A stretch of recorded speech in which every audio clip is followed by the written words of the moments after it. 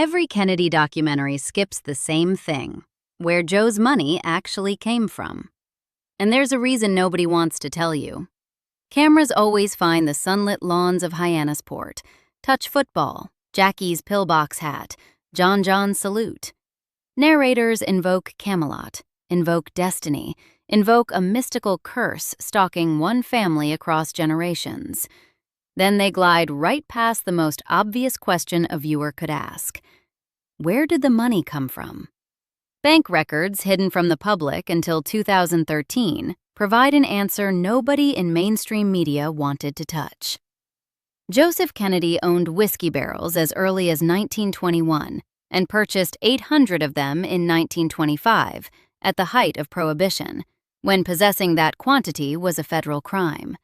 Around 1927, the Canadian government formally accused an entity called Joseph Kennedy Limited of smuggling liquor into the United States using forged U.S. revenue stamps, counterfeiting federal instruments to move contraband across an international border. Bank records and Canadian government files document these operations in black and white.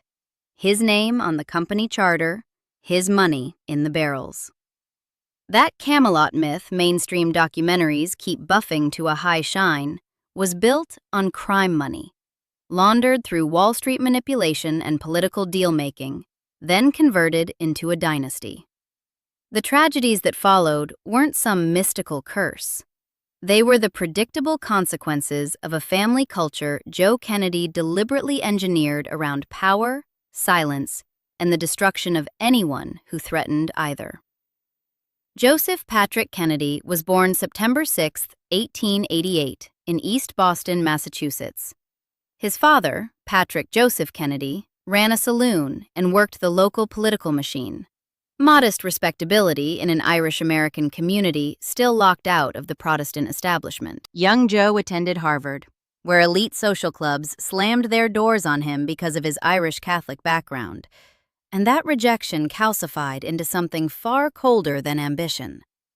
A lifelong project to buy, bribe, and bulldoze his way into an American aristocracy that wouldn't have him. By his mid-20s, he'd talked himself into becoming the youngest bank president in the country, a fact he repeated endlessly, though the bank was a small East Boston institution, and the appointment owed more to his father's political connections than to financial genius. What actually built the Kennedy fortune was fraud. Systematic, brazen, and on a scale that would land a man in federal prison today. On Wall Street during the 1920s, Kennedy ran stock manipulation schemes through so-called pools, informal syndicates of wealthy insiders who coordinated buying and selling to rig specific stocks. His preferred tools were wash sales and naked short selling. Wash sales worked through fictitious accounts trading shares back and forth among pool members, generating fake volume that showed up on the ticker tape. Outside investors, shopkeepers, teachers, factory workers who'd scraped together savings, saw the activity and bought in, believing they were riding a genuine wave. Once enough outside money had driven the price to its peak, the pool members dumped everything at once, pocketing the difference and leaving ordinary Americans holding paper that would soon be worthless. Naked short selling added another layer. Kennedy sold shares he didn't actually own, betting the price would collapse after the pool finished its manipulation. When it did, he bought shares back at the lower price and kept the spread. No regulator existed to stop any of this. When the market crashed in 1929 and wiped out millions of American families, men like Joe Kennedy walked away richer than before, profiting from the very collapse they'd helped engineer. His bootlegging operation demanded the same kind of calculated infrastructure. 800 barrels of whiskey didn't store or transport themselves. Warehousing on that scale during Prohibition required hidden facilities, payoffs to local authorities, and distribution networks capable of moving product without federal agents intercepting shipments.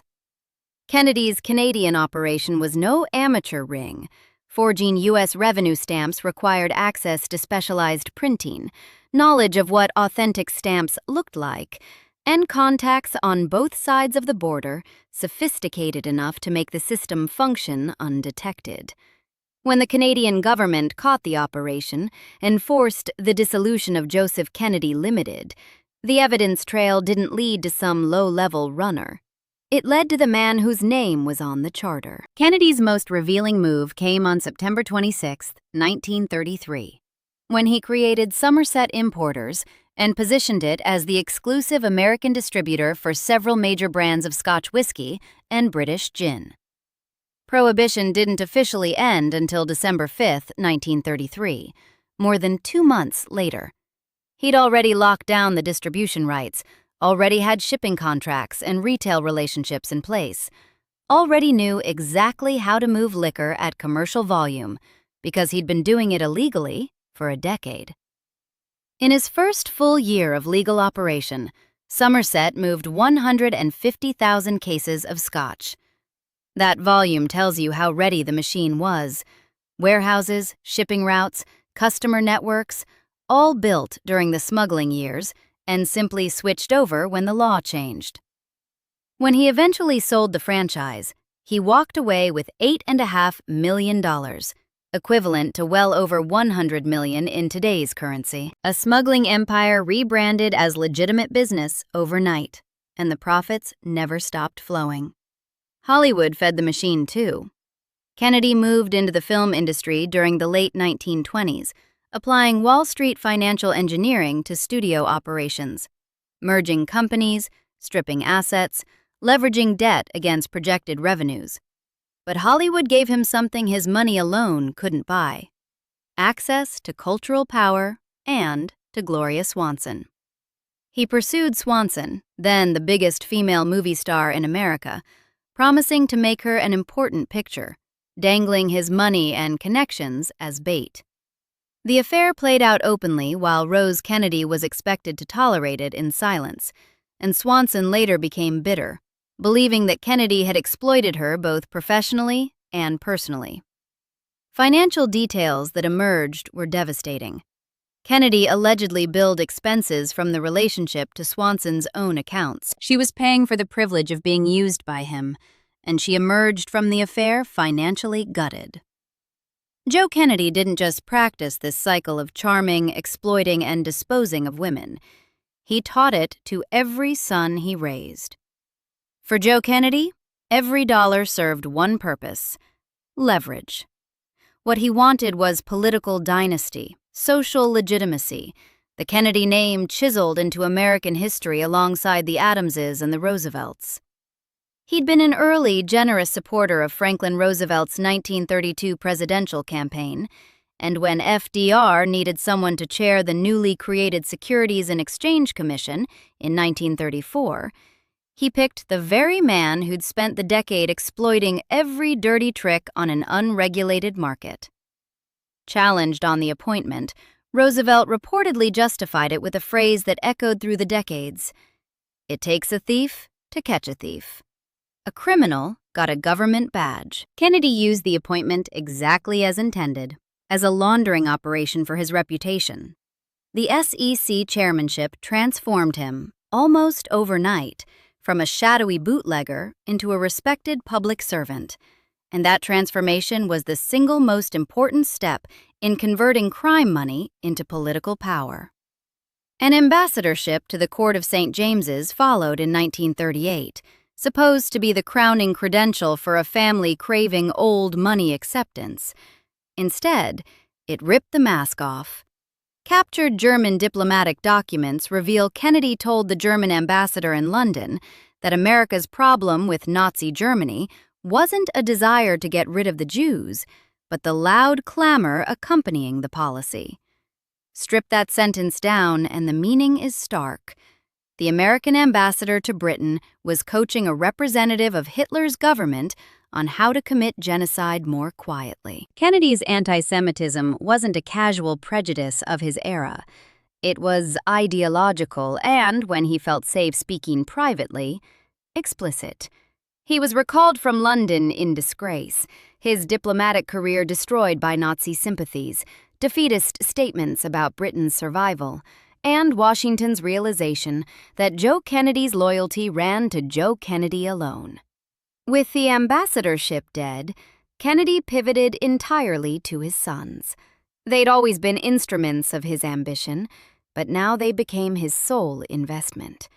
When JFK ran for the Democratic presidential nomination in 1960, Joe enlisted help from the most dangerous creditor imaginable.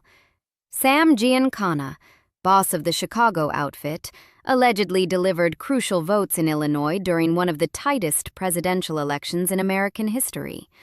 Bootlegging money and mob muscle working together to install a president, a straight line from Prohibition-era crime to the Oval Office. Debts to organized crime came with interest payments a sitting president couldn't publicly acknowledge, and those debts would shadow the Kennedy White House throughout its brief, violent existence. Joe Kennedy built an empire on bootlegging, fraud, mob alliances, and purchased political power. He would protect that empire by any means necessary, including destroying his own daughter. To Joe Kennedy, Rosemary represented nothing as a person. She was a variable in his calculations, and by 1940, the math had turned against her. Rosemary's story begins with a birth injury that reads like malpractice fiction.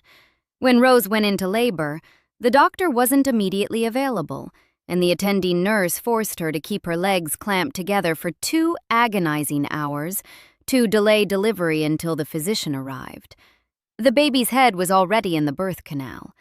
2 hours of oxygen deprivation, brain damage that followed, developmental delays, learning difficulties, struggles with coordination, came from a medical professional choosing a doctor's convenience over a baby's survival. But Rosemary Kennedy wasn't what the family's later silence implied. She kept a diary, attended dances and parties. During her father's ambassadorship, she was presented at the court of St. James's alongside her sister Kathleen, curtsying before the King and Queen of England without incident. Slower than her siblings, certainly. Struggling with the ferocious competition of that family, absolutely. But capable of joy, connection, and the kind of independence that grows in someone entering adulthood. That growing independence is what terrified Joseph Kennedy. By 1940, Rosemary was 22, and her behavior had become, in her father's eyes, a ticking bomb. She'd started sneaking out of her convent school at night, walking streets at 2 a.m, meeting men in taverns, seeking what one historian described as attention, comfort, and sex. For any other 22-year-old woman in 1940, this might have been called rebellious, reckless, maybe. For the daughter of a man who'd spent 2 decades converting bootlegging money into political capital, it was existential. A pregnancy would shatter the family's Catholic image. A scandal would end his sons' careers before they started. Worst of all, Rosemary could say things about the family, about what happened behind the Kennedy gates, that could never be taken back. Joe Kennedy looked at his daughter and saw a loose end. Rosemary possessed a unique threat to the Kennedy empire. She knew the family's private world, and she lacked the cognitive filters to keep its secrets hidden. Joe Kennedy was a man of voracious sexual appetites who conducted affairs openly and treated women as property to be acquired and discarded. His daughter was growing more independent by the month, spending unsupervised hours beyond the family's control, interacting with strangers who might ask questions or hear things the Kennedys couldn't manage. Unverified theories about what happened inside that household have circulated for years. Nothing here presents them as established fact. But the documented pattern, a sexually predatory patriarch, a culture of obsessive secrecy, a daughter whose uncontrolled behavior posed escalating risk, and a solution so radical and irreversible it defies any medical justification, is what gives those theories their weight. Joe Kennedy's own documented behavior is the reason people believe the worst. Draw your own conclusions about what a 23-year-old woman with loose lips might have revealed that was terrible enough to warrant destroying her brain. Kennedy's own daughter, Kathleen, investigated the lobotomy procedure and came back to Rose with a flat warning.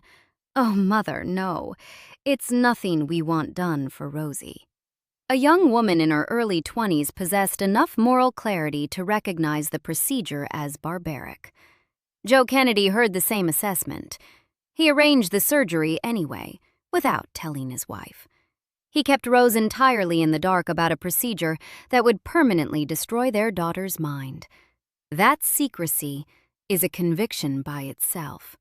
A father acting in his child's best interest would have involved his wife. Kennedy's deception tells you what he knew he was really doing and why. In November 1941, he delivered his 23-year-old daughter to Dr. Walter Freeman and Dr. James Watts at George Washington University Hospital. Freeman was the nation's most zealous promoter of the prefrontal lobotomy, a man who evangelized the procedure with a casualness that would later horrify his own profession. Rosemary wasn't given general anesthesia. She was awake, conscious, present in the room as surgeons made incisions in her skull and inserted a surgical instrument into her brain. During the cutting, they instructed her to sing, to recite, to count backward. Her voice, her words, her ability to communicate served as a living gauge of how much of her mind they were destroying. She sang, and they cut. She stumbled over the words, and they cut deeper. They kept going until the singing stopped and the words ceased, and Rosemary Kennedy fell silent. The lobotomy reduced her to the mental capacity of a 2-year-old child, incontinent, unable to walk, unable to speak intelligibly. The young woman who'd kept a diary, who'd curtsied before royalty, who'd snuck out of her convent seeking human connection. Gone. In her place was someone who would require round-the-clock institutional care for the rest of her life. Kennedy shipped her to St. Coletta, a facility in Jefferson, Wisconsin, far from the family's East Coast orbit, far from the press, far from anyone who might ask questions. Then he erased her from the Kennedy narrative entirely. For decades, the family's public story simply didn't include Rosemary. She was alive in a Wisconsin institution and dead to the people who put her there. Rose Kennedy's response has been documented through decades of absence. After the lobotomy in 1941, she didn't visit Rosemary at St. Coletta until roughly the time of JFK's presidential campaign in 1960. Nearly 20 years. Her own daughter, reduced to infancy by a procedure her husband authorized in secret, abandoned in a facility 1,000 miles from home, and Rose's response wasn't fury, it was compliance. Joe Kennedy demanded silence from everyone in his orbit, and that demand extended even to a mother's bond with her child. Joe Kennedy didn't just silence his daughter. He raised sons inside a family culture where women existed to serve, to be used, and to be discarded when they became inconvenient. The evidence stretches across 3 generations, and it has names. Mary Jo Kopechne was 28 years old on July 18, 1969. A former campaign worker for Robert Kennedy, bright, committed, a political idealist with a life she'd built on her own merits. That night, she attended a party on Chappaquiddick Island with several other former Kennedy campaign staffers. Ted Kennedy drove away from that party with Mary Jo in his car.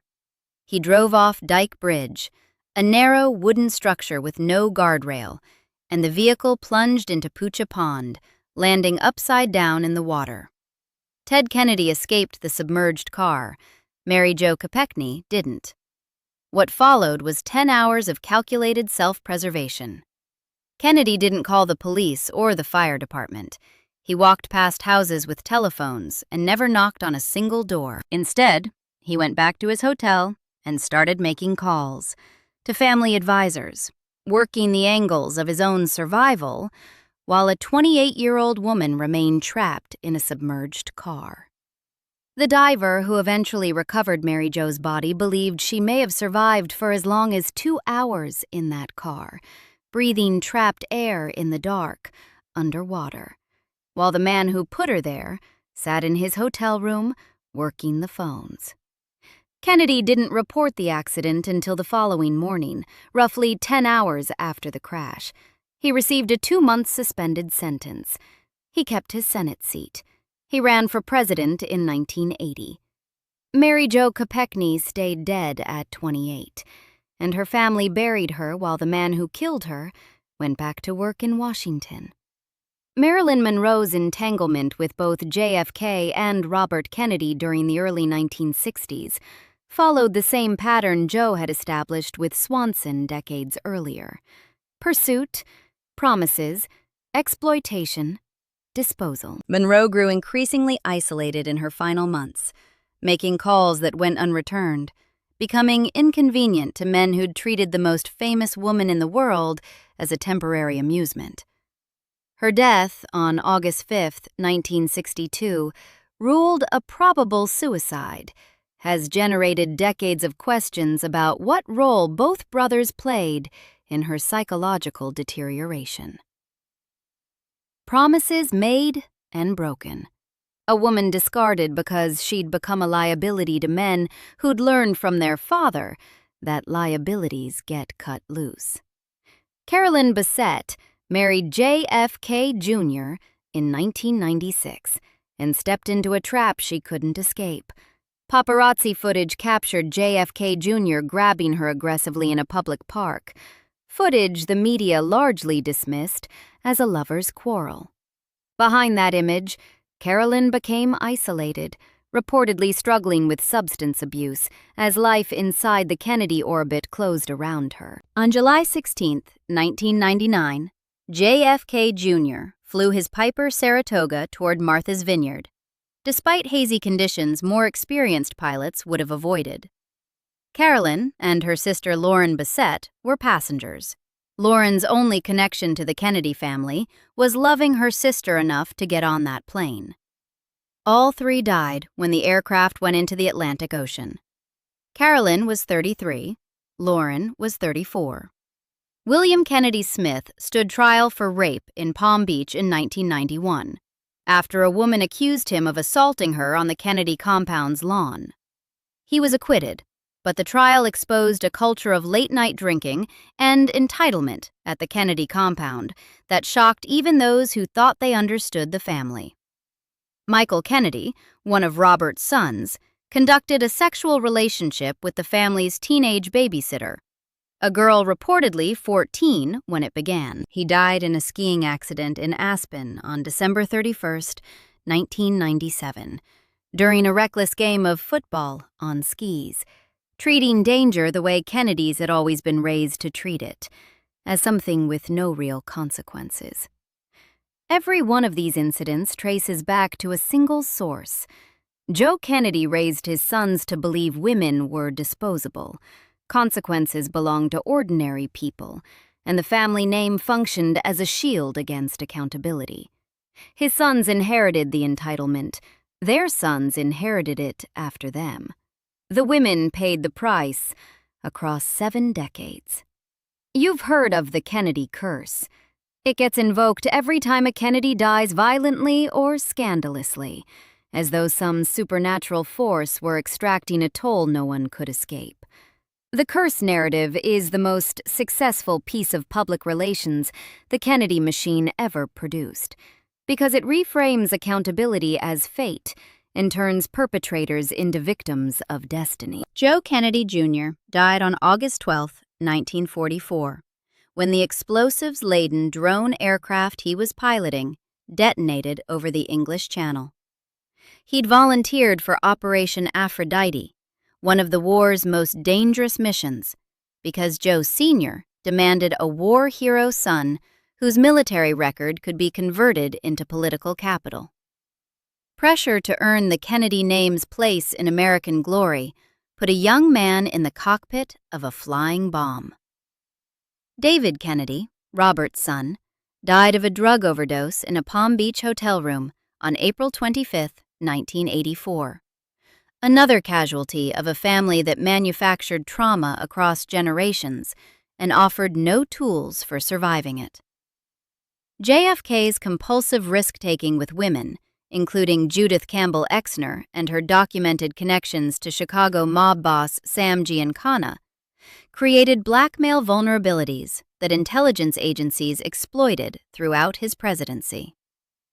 Joe Sr. had put those connections in play during the 1960 election, and the debts followed his son into the White House. None of this required a curse. All of it required a patriarch who built a family on crime money, enforced silence through destruction, and raised sons to believe the rules applied to everybody else. Rosemary Kennedy lived at St. Coletta for 63 years. She died January 7, 2005, at 86. 63 years in an institution because her father decided her voice was a threat to his ambitions. Mary Jo Kopechne was 28.